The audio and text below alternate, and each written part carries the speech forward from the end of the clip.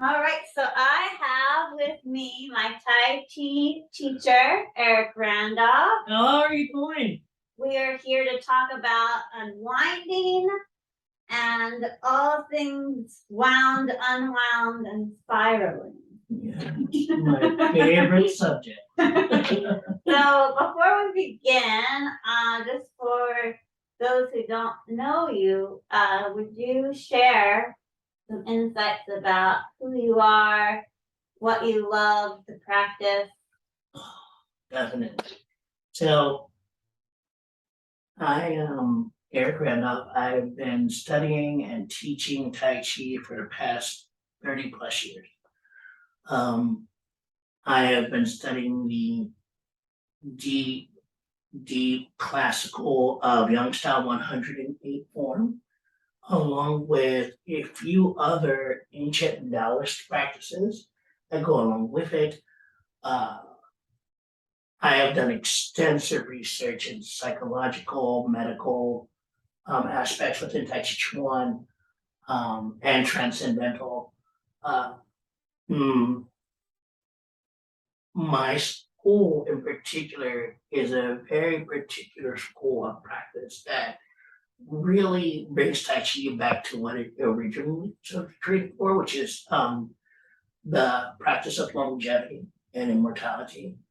And granted, I learned from a martial arts master, so I do know the lower level consciousness forms and everything like that, and how to teach those type of aspects in order so that you can gradually come up into the transcendental phase of things, which is what I did too.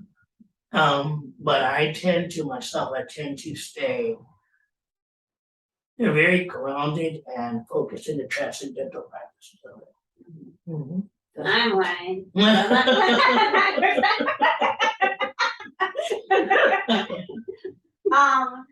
So without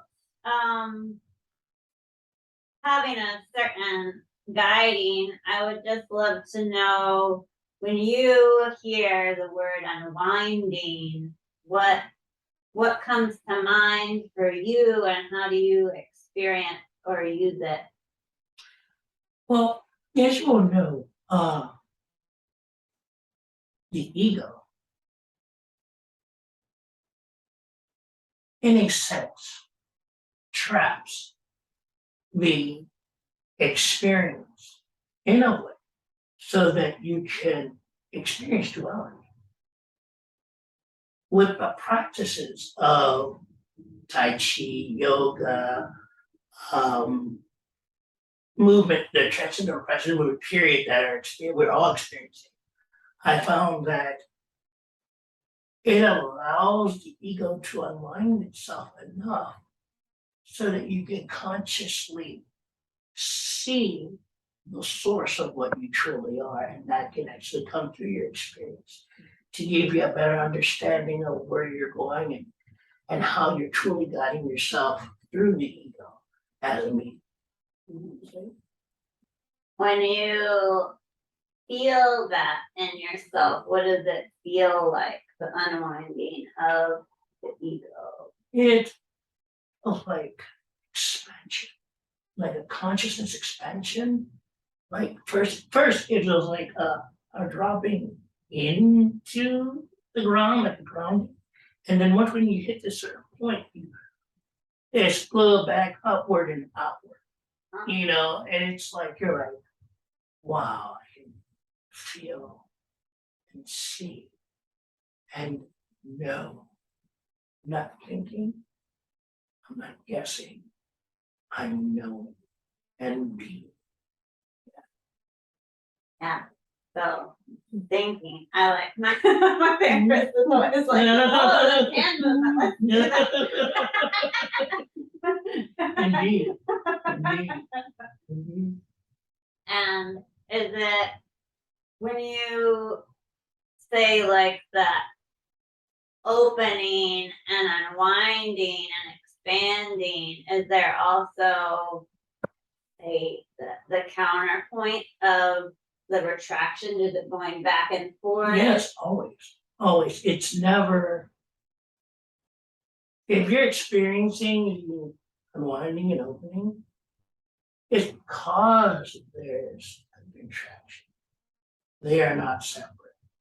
They actually work together and they are dependent upon each other. Mhm. Because if you don't know one, you can't experience the other. And we are here to experience all of creation and all of the understanding of that consciousness unwinding and contracting. Mhm. Yeah, I think it was our first class. You were talking about well, I relate it to I think I talked to you about this, but there's a Babylon 5. Yes, You know the yes. Okay. Well, Yeah.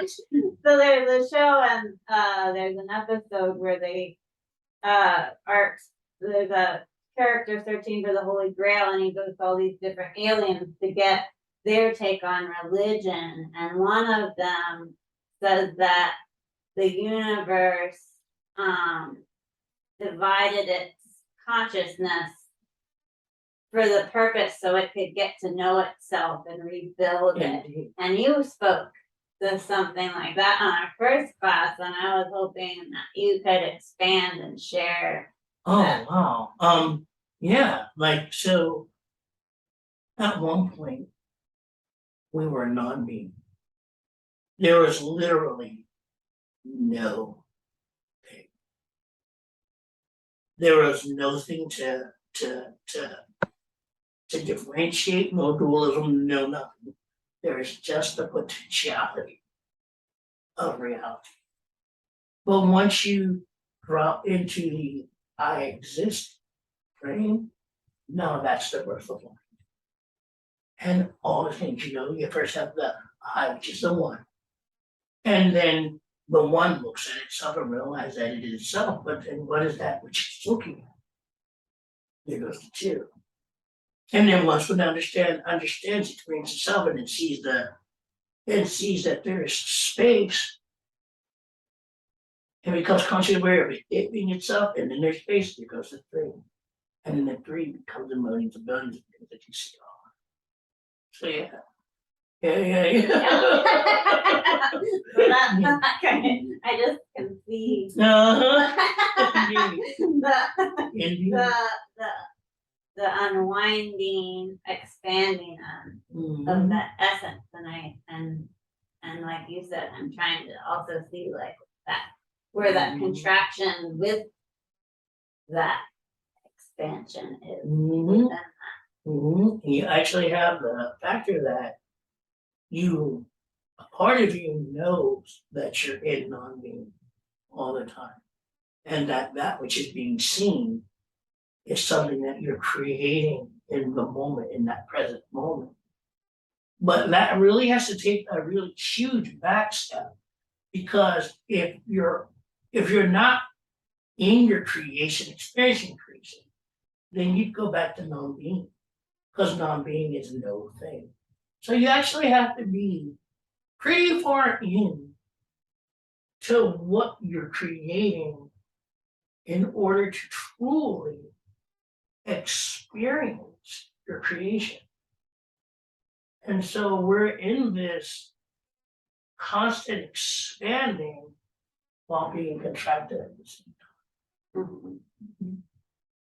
Would you say that's like learning something enough so that you can forget it to return back to the nothing, or I'm just kind of I would say that there are many, MENY, many small contractions within reality, so that you can remember that there is a place of non-being. And so therefore, there is a organic that is a part of But the forgetting doesn't necessarily have to be a part of the experience. It's kind of like you're tricking yourself. Like you go and you said, I said this here. You knew it wasn't there. And you can forget that you had put it there first. And you start to think that you always put it there. You think you're always putting it there. You know, I think it's more of a, I think the forgetting is a byproduct of not experiencing yourself being fully into your creation in the beginning parts. In the end of it all, just speculating.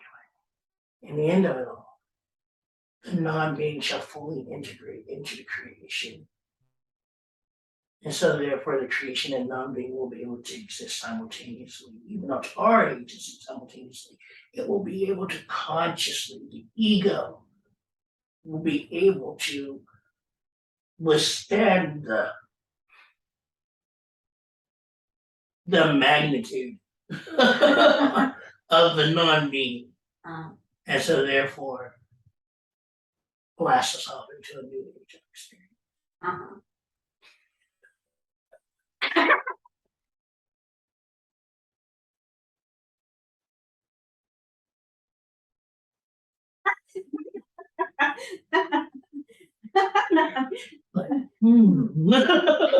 Pause. Pause for digesting information.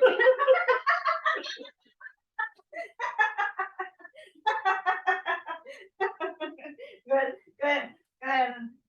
Press pause.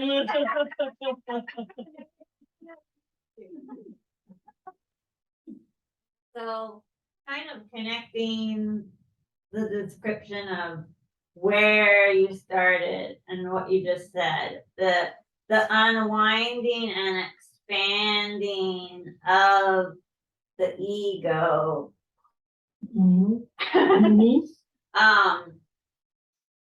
is coming into a space where the being and non-being are coming together. Is there a motion that you would describe or combine these two? Yeah, of course. Tai Chi. Oh.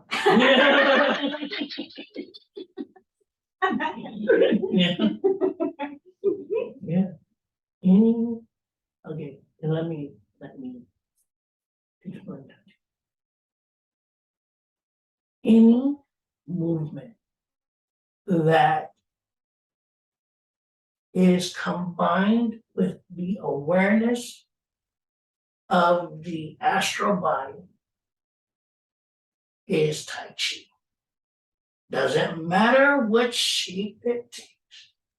If the awareness of the astral body is there, which is what Chi is, it is the astral body. It is. Where the chakras exist on the astral plane, you are literally feeling that plane with Chi. It's Tai Chi. Yeah, whether you're doing Reiki, whether you're doing yoga, whether you're doing any type of stretching, what is the skill that you know? Hello work. Hello work. Whether you're doing hello work, if you feel that, you're doing Tai Chi. It is a level of skill, a level of awareness that is from the non-being, which is what we call source, into creation. The non-being. Creation. And then the practice and awareness and movement is the bridge. And that's the connection. And to realize that the non-being creates being. And the being exalts the non-being. And understanding that part of the process, you're like, oh, okay. All right. So I'm never separate. I'm never separate. It's just because I'm dealing with egoic. And because I'm being egoic and I'm working egoically, I'm working in light, which is the effect of being from the non-being. So therefore, yeah, right. Right. And you pause.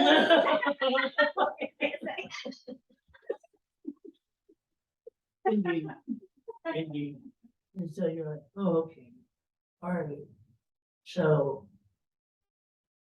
I must perfect my awareness of the subtle mind in order so that I can make the bridge. And we all do that by just being. By just being. Are the higher, should I say, are there more integrated levels of being like chi and understanding which yes. But the fact here that you are in existence, you are naturally doing it because you know it.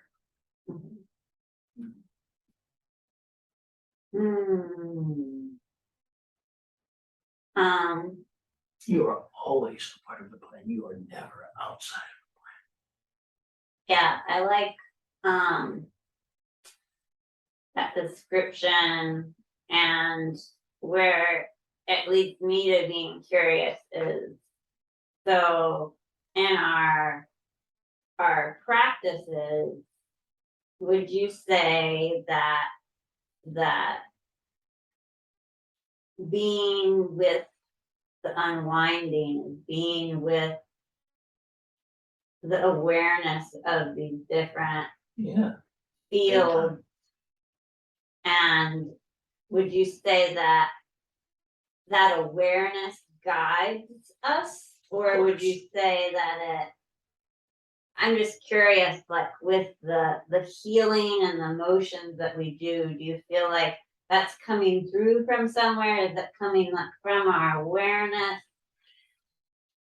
Does that make sense? Mm-hmm.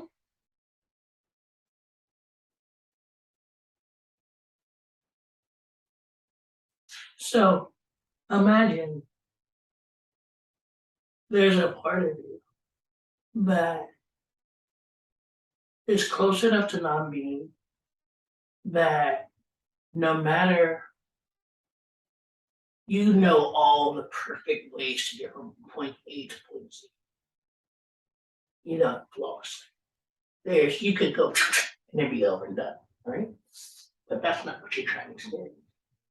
You're trying to experience the flavors of point A to point Z. Well, what does A mean? What does B mean? C mean? What does D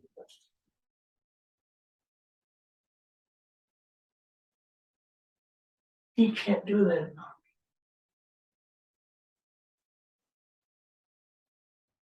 So it has to come from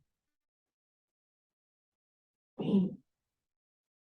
So it has to be your awareness and how you perceive and what your perceptions are and your experience.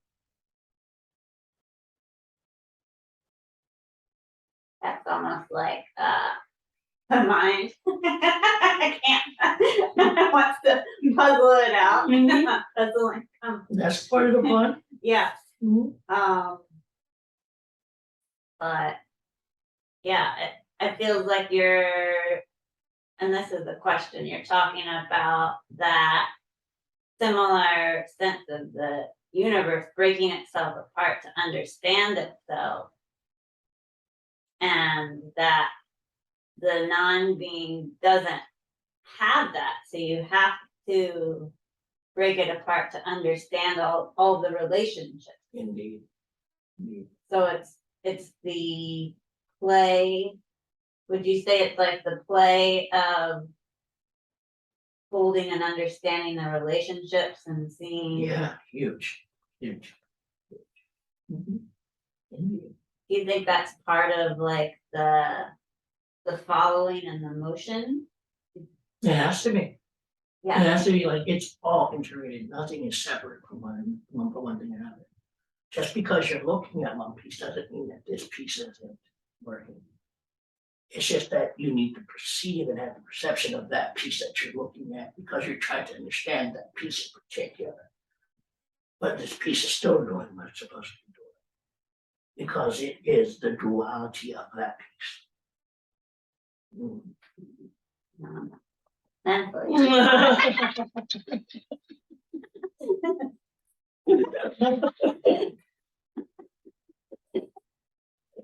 Yeah, trust me. Every day, dropping into meditation, and you're just like, wow, wow, just coming. Some of the downloads, as you wanna, take years to download. You get huge, you get something huge, and you're like looking at it, you're seeing at it through all reality. You're like, whoa, that's amazing. Synchronicities and clairvoyance and all that and the telepathic, and you're like, whoa, that's just wow. Like, yeah. And the next thing you know, by the time you absorb it all, it comes down to this one little phrase. You're like, really? There's one little phrase, and it's like, yeah, that phrase means all of that. Yeah.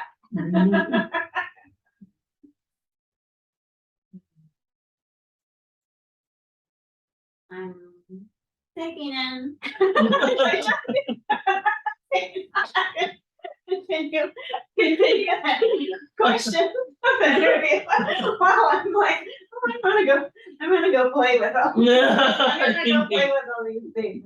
So the other thing I think too, I think some people would be interested in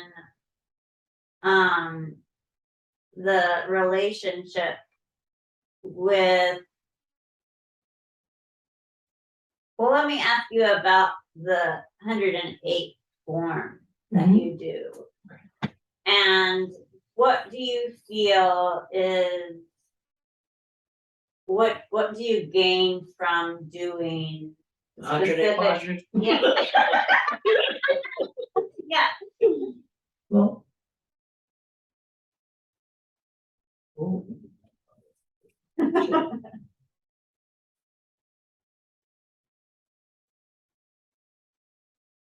imagine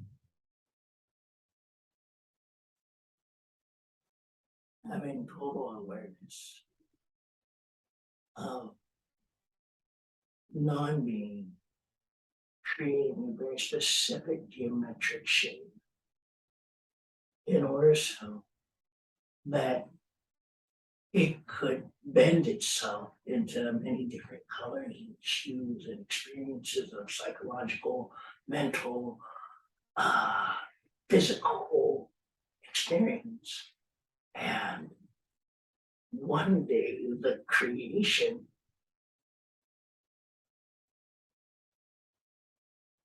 listened and felt and saw and smelled and tasted enough that it could see the original intent of the non-being when it created itself. And from that point of feel, guide itself to an even greater understanding of what it means to be.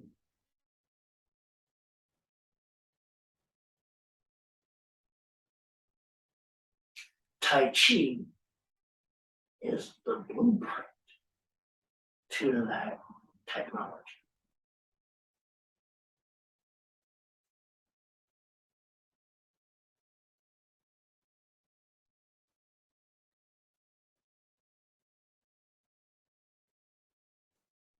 So do you feel that there are these certain practices such as Tai Chi where this listening and knowledge has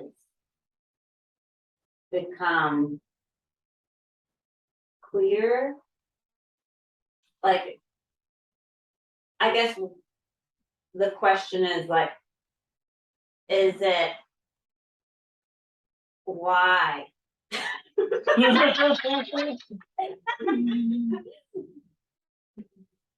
Because he, because he infinite consciousness, unlimited, infinite, wishes to be known by its creation. And this is one of the modalities of technology, where the creation can know infinite of its own and bridge the gap.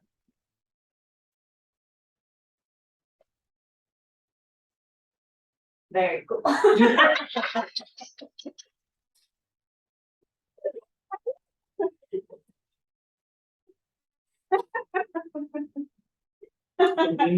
It is very cool.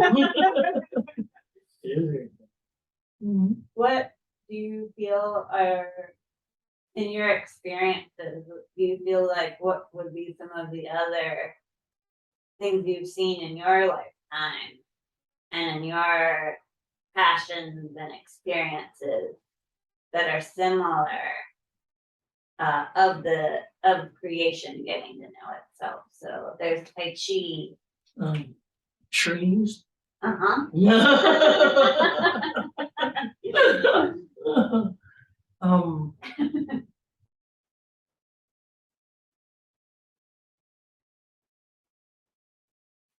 the first time a mother sees her newborn child,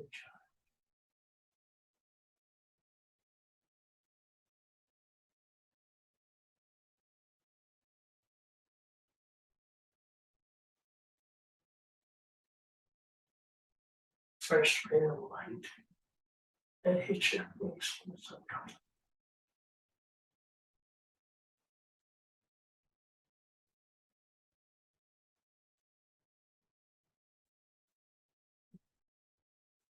You're sitting in your favorite corner of the room. Tall, wide, your favorite snack.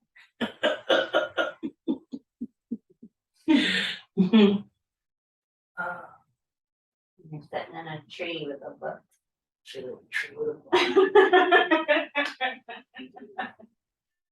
Just those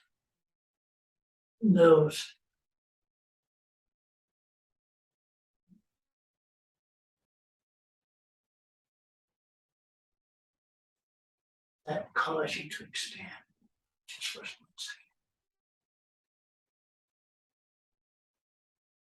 Cause you to sing, to know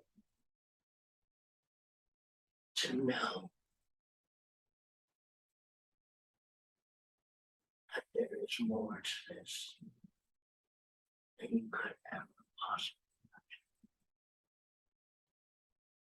imagine. And that you are that this. And you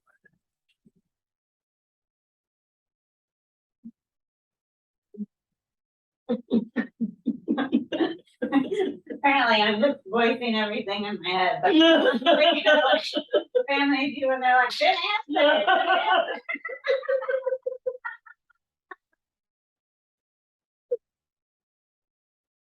And as you will know, it's outward manifestation can be very interesting while you're trying to make the connection and need it for you, so that you expand your life. That's why everybody's doing something different. It looks different. It appears different, but none of it's different. It is all the same.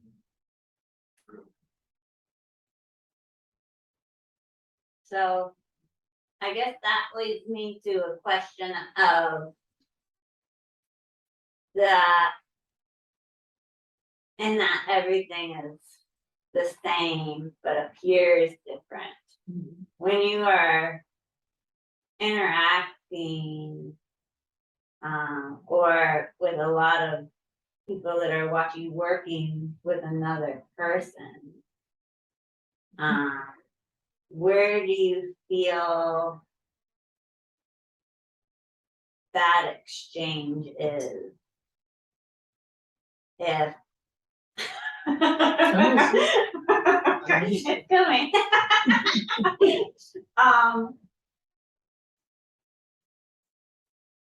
So I guess the question is about,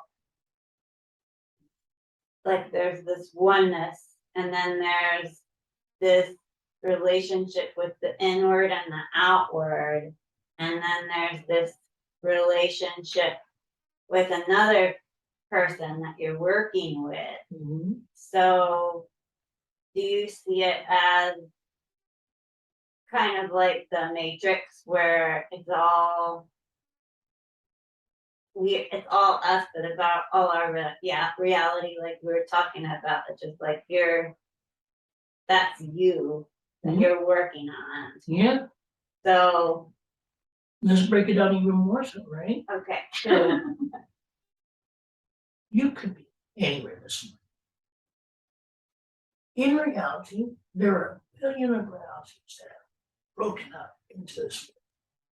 You could have been anywhere. I could have been. We literally chose each step of the way to be together. Right? You have me, you have you. But what brings it together? Consciousness. I consciously chose to come to see you. You consciously chose to see me. That is not separate. That is one, right? So the consciousness came together. But it seems like it's two different people. But it's obviously not two different people because you vibe with me. So that means something in there's the same. Mm.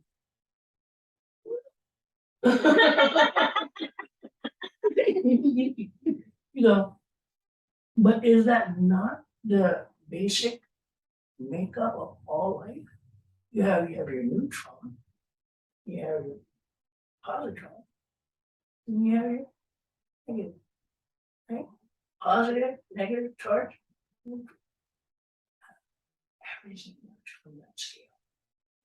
Not only physically, mentally, emotionally, yeah, everything, psychologically, yeah, whole makeup is made up of these three aspects of reality that create an atom. The spiral. Yeah, exactly. Which looks like Milky Way. Uh-huh.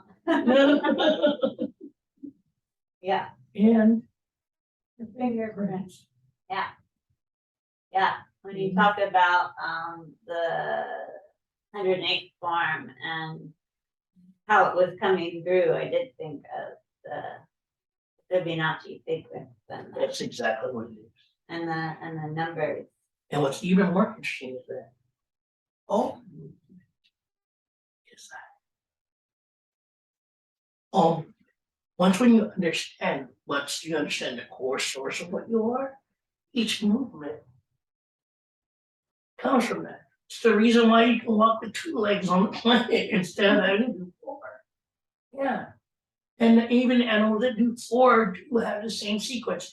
It's just morphed on a different plane. If you're looking at it from your plane of the distance, it looks different until you turn it and you're like, oh, you're actually walking right side up too. It's just got to be this way because your geometric is changed this way instead of being changed this way. Well, that makes sense. Makes sense why in the beginning you learn to crawl first and then you learn to walk. It's all of a spiral. That makes me think of, like, with the body work, looking at the body in different ways, and Mhm. also the the 3 dimension and then the relationships within the Yeah, containers. yeah, And what huge. happens when you hold it and shift it? Yes, And indeed, indeed. do you think it's kind of like bringing, like, our explorations from the different perspectives are bringing us closer to kind of almost seeing Yeah, that sequence? indeed. Take the point inside of your house, right? Right? The point inside of your house. Walk up and down your stairs, is it not like the Fibonacci sequence? When you walk, let's say you're just on one floor, don't you take from one point and then go to the kitchen, to the bathroom, to the basement, back up, to the living room, to the bathroom, kitchen, to the upstairs. Yeah, it's wow. Yeah, it's everywhere. It's everywhere. Yeah. Like just like, yeah. You are a conscious living universe of your own creation. Experiencing. And you can't help it because the Fibonacci sequence is a mathematical equation. And the universe is pure.